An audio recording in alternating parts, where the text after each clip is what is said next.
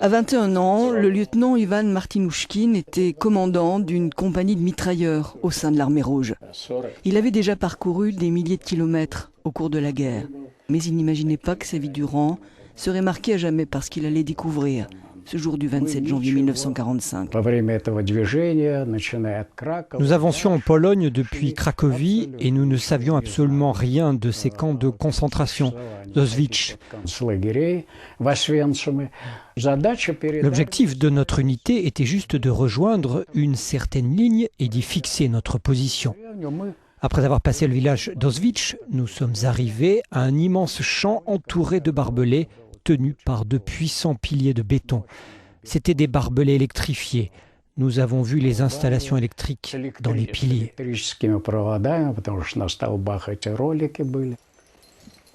Parmi les nombreuses décorations et médailles d'Ivan Martinouchkine, aucune pour la libération d'Auschwitz. Une telle médaille n'existe pas, ce n'était pas une opération militaire à proprement parler.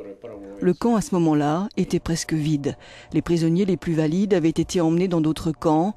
Restaient à Auschwitz plusieurs milliers de personnes, totalement épuisées et laissées pour mortes.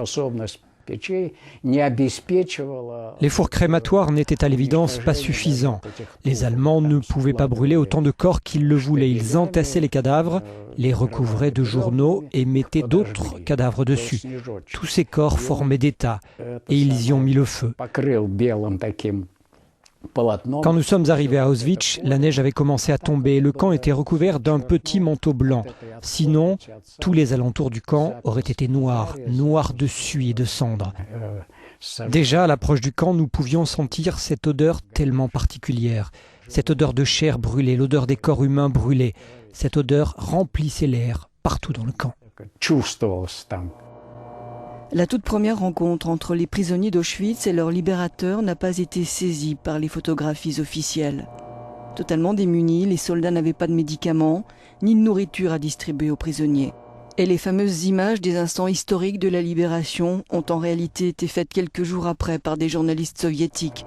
Les auteurs des clichés devaient reconnaître plus tard qu'ils avaient été préparés et mis en scène. Nous nous sommes approchés d'un groupe de prisonniers tout près de leurs visages. Des visages noircis, certains étaient enveloppés de couvertures. Et puis nous avons vu leurs yeux. Nous avons cru voir leurs yeux pétiller, étinceler, quelque chose de très profond dans leurs yeux qui disait ce qu'ils ressentaient, une sorte de bonheur. Nous ne pouvions pas communiquer. Ils ont dit quelque chose comme Hongrie, Hongrie, mais à cette époque, je ne savais pas ce que ça signifiait exactement, hongrois.